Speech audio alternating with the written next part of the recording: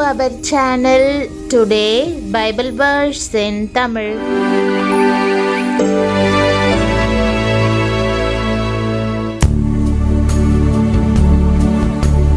இன்றைய வசனம் 2 நாளாகமம் 14ஆம் அதிகாரம் 11ஆம் வசனம்.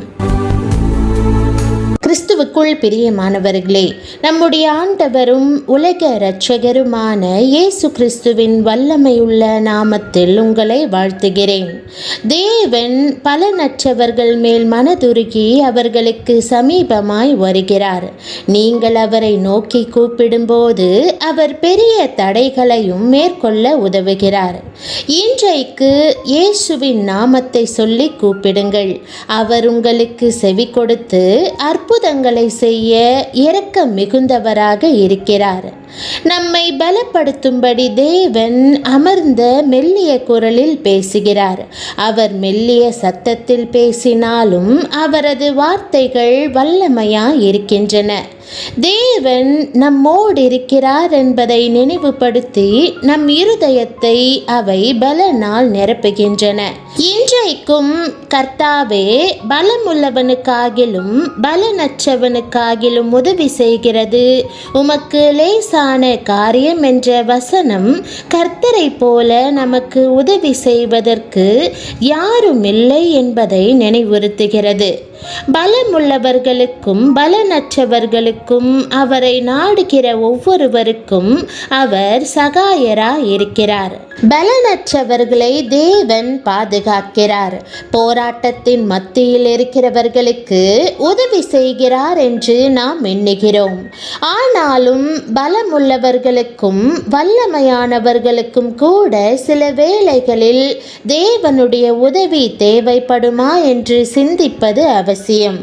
பலமுள்ளவர்களாய் காணப்படுகிறவர்களுக்கும் மனுஷீக பலத்திற்கும் வல்லமைக்கும் அப்பாற்பட்ட உபத்திரவங்கள் வரும்போது தேவனுடைய உதவி தேவையாய் இருக்கிறது.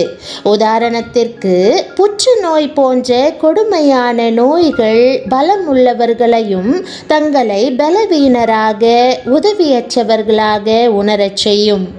சூறாவளி போன்ற இயற்கை பேரிடர்கள் அந்தஸ்து வசதி வேறுபாடின்றி எல்லோரையுமே பாதிக்கின்றன. இது போன்ற சூழ்நிலைகளில் நாம் அனைவருமே அசாதாரண உதவியை எதிர்பார்ப்போம். உலகின் பெரிய ராஜாக்களுள் ஒருவன் நேபுகாத் நேச்சார்.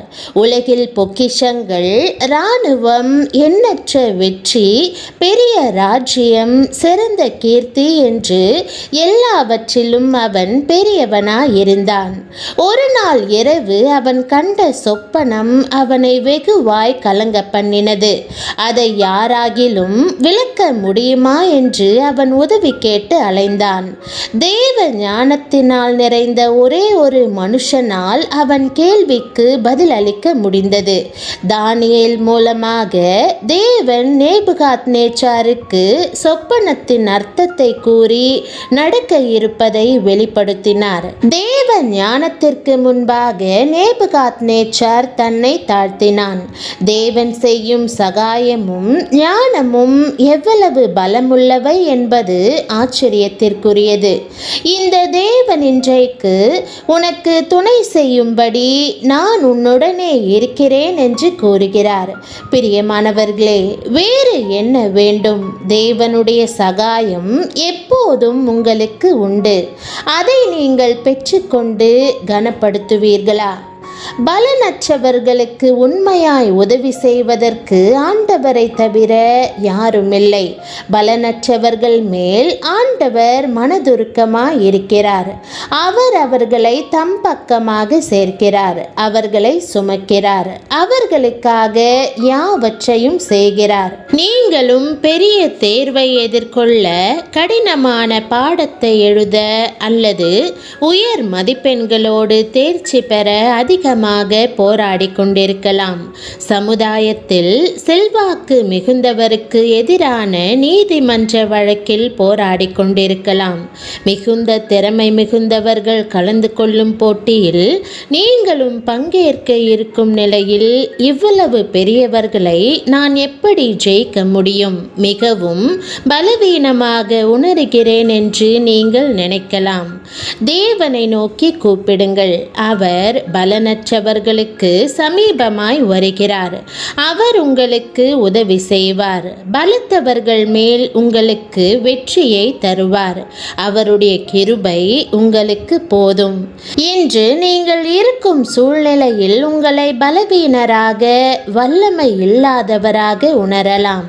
தோல்வியின் மேல் தோல்வியடைந்து இழப்பின் மேல் இழப்பை கண்டு மீண்டும் முயற்சிக்க பலனே இல்லாத நிலையில் இருக்கலாம். பிரியமானவர்களே, திடன் கொள்ளுங்கள். ஆண்டவர் உங்களுக்காக யுத்தம் செய்து தமது வல்லமையை காண்பிப்பார். ஆம், எந்த சூழ்நிலையையும் மேற்கொள்வதற்கு தேவன் உதவுவார். நீங்கள் பலத்த மக்களை எதிர்த்து நிற்க நேரிட்டாலும் அவர் தம் வல்லமையை உங்கள் மூலம் காண்பிப்பார். இயேசுவின் நாமத்தை தரித்து கொள்ளுங்கள். ஆண்டவர் தமது இரத்தத்தை உங்கள் மேல் தெளிப்பார். தமது வல்லமையினால் உங்களை விடுவிப்பார். நீங்கள் வாழ்வில் பெருக்கத்தையும் பரிபூரணத்தையும் காணும்படி செய்வார்.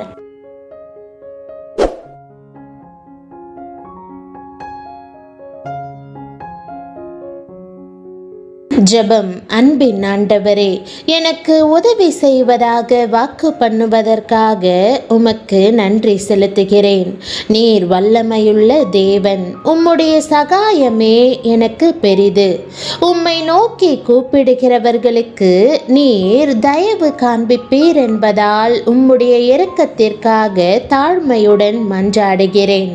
என் ஜெபங்களுக்கு அற்புதங்களாலும் அதிசயங்களாலும் பதில் கொடுத்து என் சூழ்நிலையை தலைகீழாய் மாற்றுவீராக. எனக்கென்று நீர் திட்டம் பண்ணியுள்ள எல்லா ஆசீர்வாதங்களையும் அருளி எனக்கு வெற்றியை தர வேண்டும் என்று கேட்கிறேன். ஆபத்து காலத்தில் அனுகூலமான துணையாகிய உம்மை ஸ்தோத்தரிக்கிறேன். பலனற்றவனுக்கு உதவி செய்து அவனை உயர்த்துவது உம்மால் மாத்திரமே கூடும் என்பதால் இன்றைக்கு உம்முடைய நாமத்தை சொல்லி கூப்பிடுகிறேன். நீர் மனதுருக்கம் நிறைந்தவர், ஒருபோதும் மாறாதவர். இந்த போராட்டத்தை நான் கடக்கும்படி என்னை சுமந்து செல்வதற்கு என் அருகில் வாரும். நான் சந்திக்க வேண்டிய சவால்கள் என்னிலும் பெரியவையாய் இருக்கின்றன. ஆனால் நீரோ பராக்கிரமசாலியாக இருக்கிறீர். உம்முடைய பலம் என்னுடைய பலவீனத்தில் பூரணமாக விளங்கட்டும். எனக்கு சமாதானத்தை, வழிகாட்டுதலை, தெய்வீக உறுதியை தந்தருளும். பலமுள்ளவர்களுக்கு எதிராக எனக்கு வெற்றியை உம்மால் அளிக்க முடியும் என்று நம்புகிறேன். உம்முடைய கிருபையால் என்னை நிரப்பும். அது எனக்கு போதுமானது. எனக்கு செவி கொடுத்து அற்புதங்களை நடப்பிப்பதற்காக நன்றி.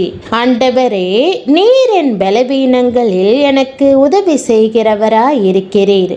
இனிமேல் நான் என்னை பலவீனமானவள் என்று எண்ணாத வண்ணம் உமது வல்லமையினால் என்னை பலப்படுத்தும். உம்முடைய விலையேற பெற்ற இரத்தத்தினால் என்னை மூடி என் வாழ்வில் அதிசயங்களை செய்யும். என்னுடைய சூழ்நிலைகள் எல்லாவற்றையும் மாற்றி இப்பொழுதிலிருந்து என் வாழ்வில் ஒரு பெருக்கத்தையும் பூரணத்தையும் அனுபவிக்க உதவி செய்யும். இயேசுவின் நாமத்தில் ஜெபிக்கிறேன் நல்ல பிதாவே, ஆமேன். என் ஆத்துமாவே கர்த்தரை ஸ்தோத்திரி. என் முழு உள்ளமே அவருடைய பரிசுத்த நாமத்தை ஸ்தோத்திரி.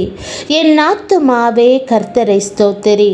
அவர் செய்த சகல உபகாரங்களையும் மறவாதே. ஆமேன். கர்த்தராகிய இயேசு கிறிஸ்துவினுடைய கிருபையும் தேவனுடைய அன்பும் பரிசுத்த ஆவியினுடைய ஐக்கியமும் உங்கள் அனைவரோடும் கூட இருப்பதாக. ஆமேன். தேவனுடைய நாமம் மகிமைப்படுவதாக. ஆமேன்.